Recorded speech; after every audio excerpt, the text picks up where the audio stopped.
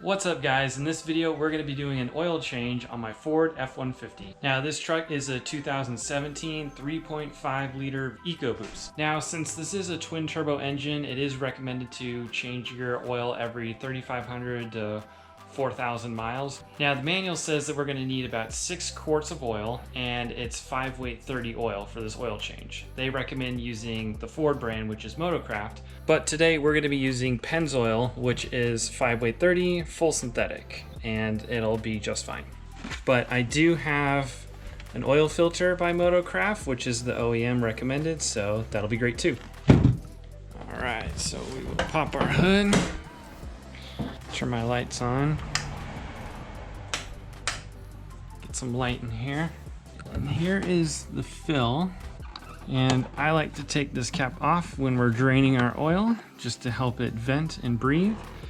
And you can see here that says 5 weight 30. So it tells you what oil you need, just in case you don't have your manual with you. So we'll just set that there. Now crawling under the truck here, we're going to need to remove this skid plate. It's just 4 bolts in each of the corners there, and then it drops down. And these take an 8mm socket, but I'm going to use the screw gun because it's easier and faster. There's one.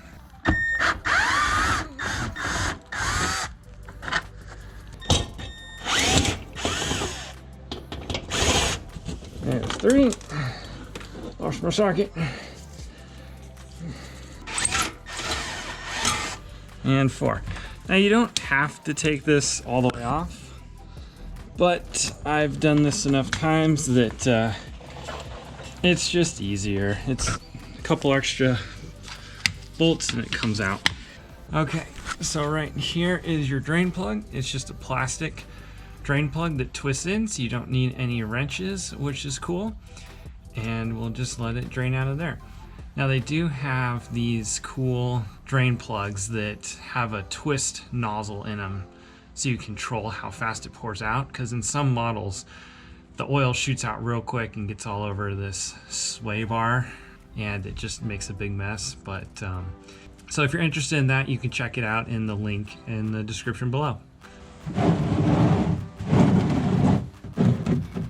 Hopefully it won't make too big of a mess. Sometimes if it's at a bad angle or it's stuck, you can get it with some pliers and just get it started. Yep, just like that.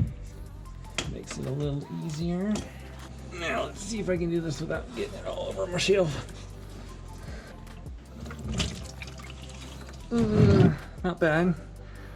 But yep, she was dirty and ready for a change. Great, so we'll let that drain out and then we'll pull the oil filter. And that drain plug is looking pretty good. The O-ring is okay. I just wiped it off with a paper towel. So now that it's clean, we will put it back in when it's done draining. All right, and now that most of that oil is drained out, I'm gonna put our drain plug back in till it clicks and you hear it like that, and that's good. Give it a little wipe up so that we can tell if it's leaky later.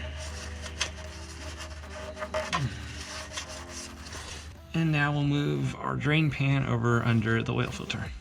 Now if you have a hard time getting your oil filter off because it's too tight like mine is, you can get this tool, which is an oil filter remover. It just clamps on, and as you twist, it just grips the edges, and this thing is awesome. It works super well. You just get your ratchet and then work it like that. Link in the description for this if you're looking for one as well. All right, and on the front of the truck, you can see our oil filter is right there. You should be able to reach in with your hand and twist it off. If not, you can use the oil filter removal tool. So let's go ahead and remove that.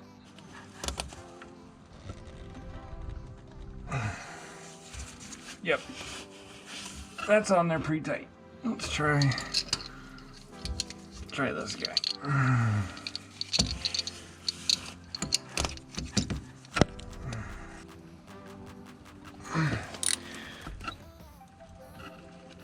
There she goes.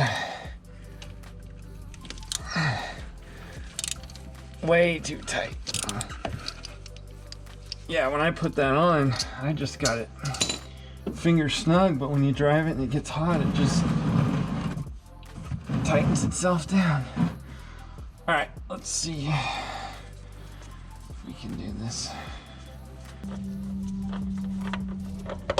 There we go. There's our oil filter. Just dump it right in there. And you can notice that the oil's coming out here and not this spout. So keep that in mind. It doesn't come out in here. This is a pan for something else. So make sure you get your pan under this. The oil filter on this truck is notorious for getting so tight that it's impossible to get it off without destroying it. In the past, I've had to use channel locks and just pretty much destroyed it to get it off. And with this, it came off much easier. It was still tight, but it came off very easily without destroying it. So definitely recommend this oil filter removal tool. All right, so let's go ahead and open up our new oil filter.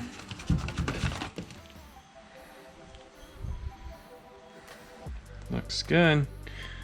And I'll go ahead and throw a little bit of oil in there, but not too much because it has to go on sideways and I don't want it all to spill out, but we'll put a little in there.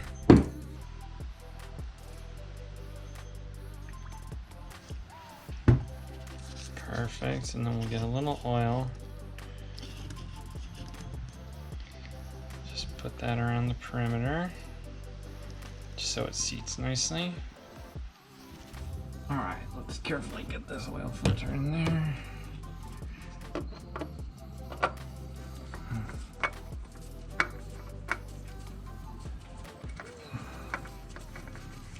Perfect fit. And obviously we saw how tight that was on there, so we are just gonna get this just hand tight, finger tight. It doesn't take much. Definitely would not use a wrench or a strap or an oil filter wrench to tighten that, but just snug like that should do it. Perfect. All right, so we got our oil drained. We have the drain plug back in. We replaced the oil filter, put a new oil filter in, so now we can go ahead and fill her up. All right, and this funnel is one of my favorites because it's got measurements on the side, and this actually twists to lock and unlock, so you can essentially fill this up to the right level, turn this to open it, and then it flows in this nice long tube, and there's a cap at the end. So this is a really great funnel for those hard to reach spots. We probably won't need the tube on this one, but cool funnel. All right, now we're just gonna pour this whole thing in, which is 5 quarts. And like I mentioned earlier, this is gonna take 6, so we can just go ahead and put everything in. And this funnel does have a nice screen inside, so if debris and metal shavings and junk falls in the funnel, it will keep it from going into your engine. All right, and then we'll put this last quart in for our full 6 quarts.